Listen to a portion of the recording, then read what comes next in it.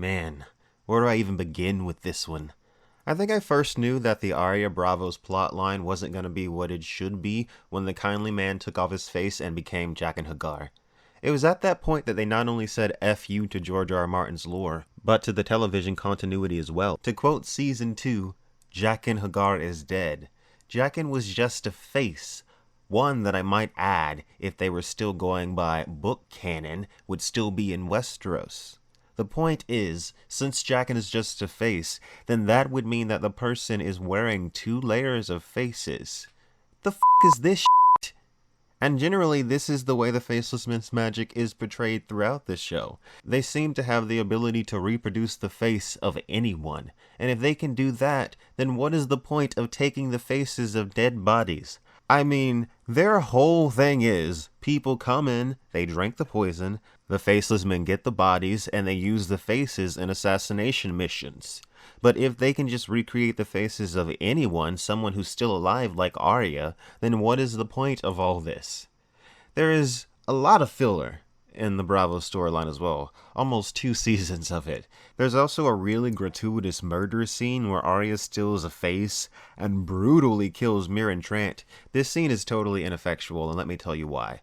They try so hard to make you dislike the guy. He's literally beating little girls. It's so over the top. And the reason that they're doing it is to force it into your head that this is a bad guy, because no one that is watching really gives a crap about Mirren Trant. The only reason Arya cares is because she thinks that Mirren Trant killed Syrio back in Season 1.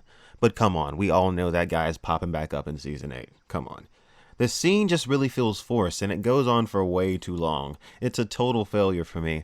This scene is actually based on a scene in The Winds of Winter, but in that scene, Arya kills the man quickly and precisely. No need for all this extra crap. Mostly Arya's Bravo scenes are just boring. They aren't spooky or mysterious like in the books. Watching the scenes, I would often find myself thinking, how long is this going to go on? And after a few training montages, Arya is suddenly the greatest assassin of all time. The Faceless Men send her to kill Lady Crane, and for some reason, they decide that if she doesn't, then they will kill her. Okay, whatever.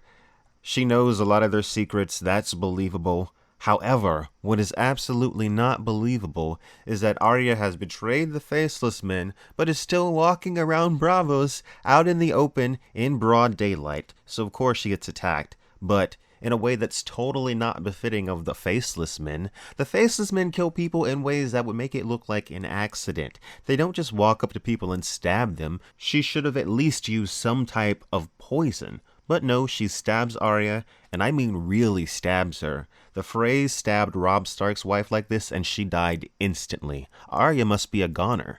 For a split second watching this, I thought, oh crap, they're killing Arya. This is so bold. But no, Arya escapes by jumping into shit water, swimming out, and walking all the way to the theater to find Lady Crane while bleeding this entire time. My god, there is so much wrong with this.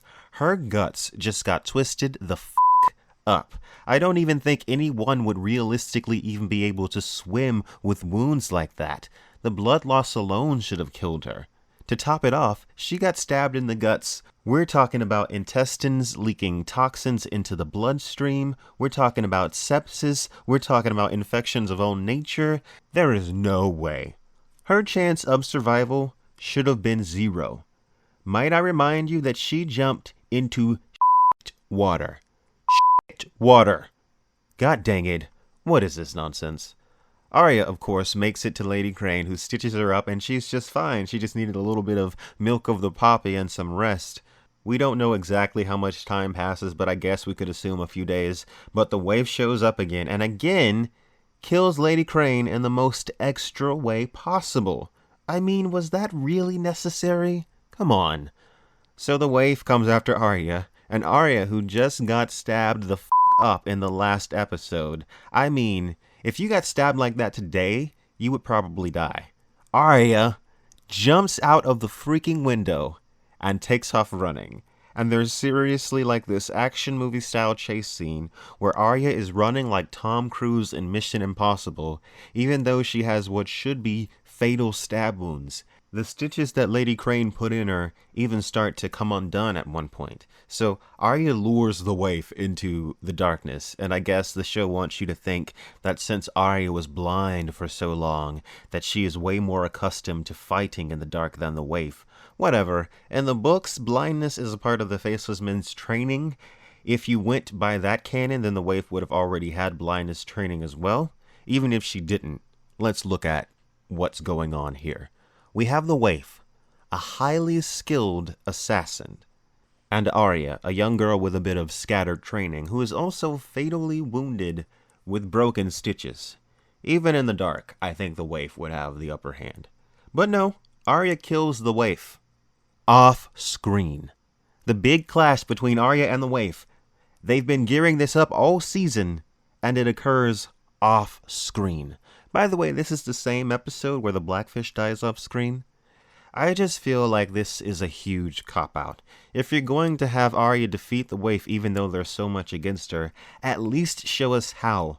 This whole cut to black thing is lazy storytelling. So, somehow, Arya sneaks back into the house of black and white. She sneaks up on Jaqen. This scene is really cringy. She's got the waif's face on the wall, and she comes up behind Jaqen with her sword needle, and Jaqen says, "Finally, a girl is no one." Not sure how that makes sense, but okay. And then Arya says, "No, I am Arya Stark." And for some reason he smiles? Like, why the f*** are you smiling? It's like they expect us to think, oh, this was just part of the plan the whole time.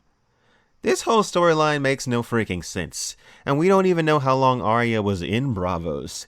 It couldn't have been too long because Gilly's baby doesn't seem to have aged much.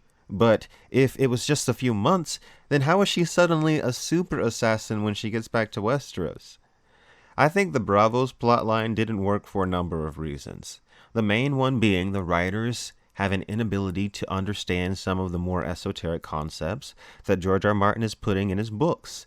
The Arya of Feast for Crows storyline is quite abstract, and it's not something that's necessarily easy to translate to television. Pretty much all of the magic that was going on in the books in Braavos is cut, except for the faces, and that's merely a parody of what it was in the books.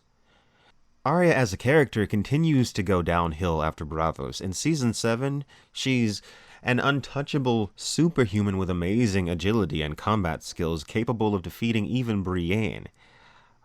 Her motivations and behaviors don't make sense, and they shift constantly. She's totally inconsistent as a character, and I often find myself cringing at things she's saying and doing. Arya used to be one of my favorite characters, and it's honestly sad to see this happen. All I can say is at least we still have the books. Thanks for watching, guys.